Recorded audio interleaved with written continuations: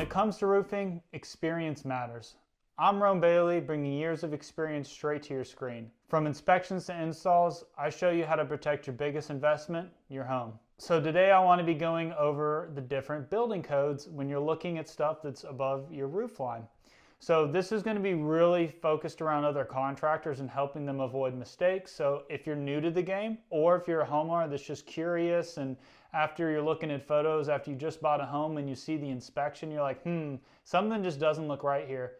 Building code is one of those things that is constantly changing, and while there's only been a couple new changes in the last decade or so, there's several things you want to look out for when somebody does a roof inspection or when you just purchased a home.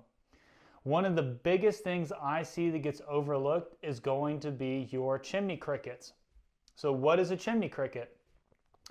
I will throw up a video here where I dive in a little bit into chimney flashing, but a chimney cricket is essentially on the backside of a chimney. When the slope's running into the chimney, you have a 2x4 or 2x6 that runs adjacent to the chimney, and then you put two pieces of wood down to create two small valleys for water to channel away from the chimney as it's coming down the slope. It is code if the chimney is wider than 30 inches to have a cricket on there.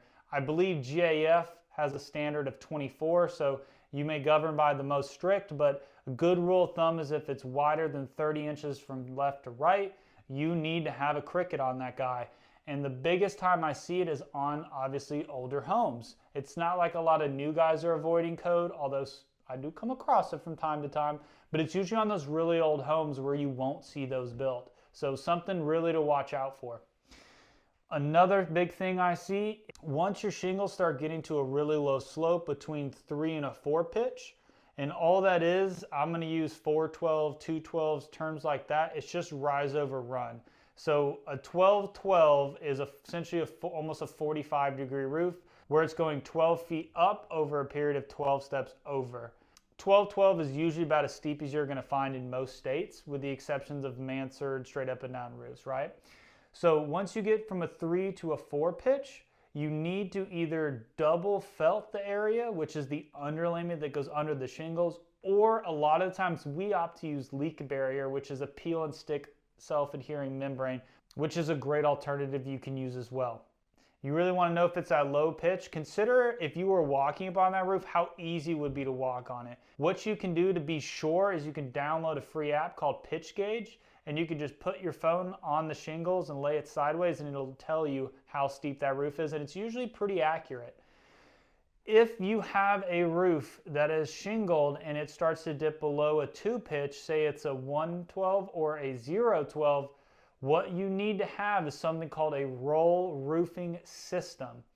And instead of putting shingles on there, it needs to be a base and a cap sheet. I'll dive into exactly how that has to be installed in another video. Just know that if it's between a 0 pitch and a 2 pitch, you need to have rolled roofing, and you cannot install shingles on that slope. You will have issues. Shingles are meant to shed water, not sustain water on them. Guarantee you're going to have issues. So it's definitely something to keep an eye out for. Something that I've touched on multiple times is drip edge, so I won't spend a lot of time on it. Drip edge is an edge metal to where it's L-shaped.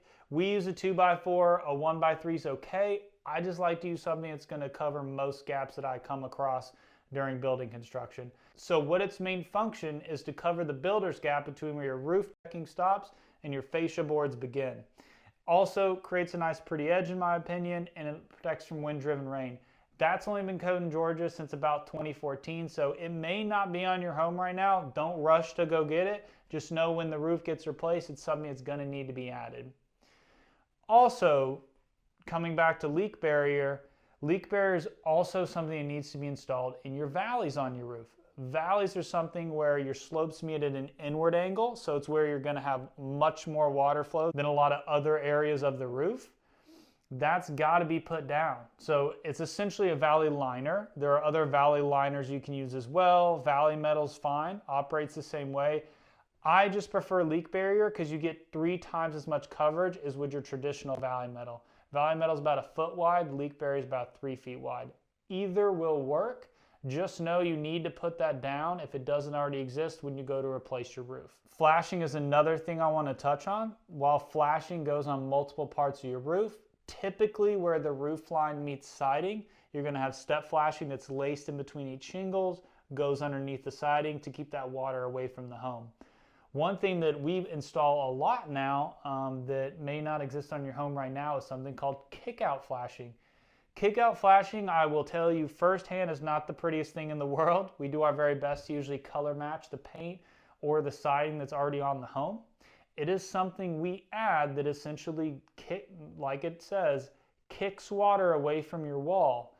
So if you have something called a sidewall where the slopes meet the siding and it's coming down towards the gutter, about the second to last piece of siding, we're going to make a notch in it and add that step flashing and kick it out. That way that water as it comes down doesn't want to go behind that siding.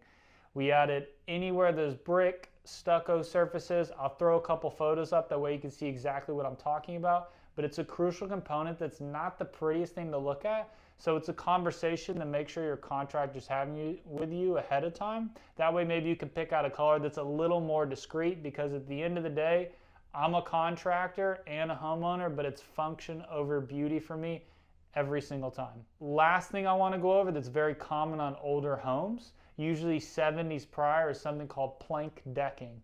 So plank decking is exactly what it sounds. Instead of using sheets of OSB or CDX plywood as a roof deck surface, to where you adhere this underlayment and adhere the shingles to, you're going to have planks. So it's 1x6, 1x8, 1x4. 1x6 is usually the most common I come across. The big issue with this is wood warps over time. So it's going to create the gaps in between each piece of decking. And when you have sporadic gaps over an 1/8 inch, that's going to violate code. Because as you can guess, if we're installing and nailing new materials down and you're constantly missing, the nails are going through the gaps instead of actually going into the wood, that material is just not going to adhere properly. So don't be like me. Do the research. Make sure you're taking great inspection photos, looking at everything inside and out, because the only way you're going to tell if you have gap decking is by actually going inside the attic. This is where you can avoid a lot of headaches ahead of time and make sure that you have a solid plan when you do come across these things. That way it's a very, very smooth construction process. There's not a lot of crazy change orders going on, and you can stay ahead of the ball game. Trust me, your homeowners will thank you for it. And if a homeowner you're watching, make sure to hold those contractors accountable. Thanks, guys. See you on the next one.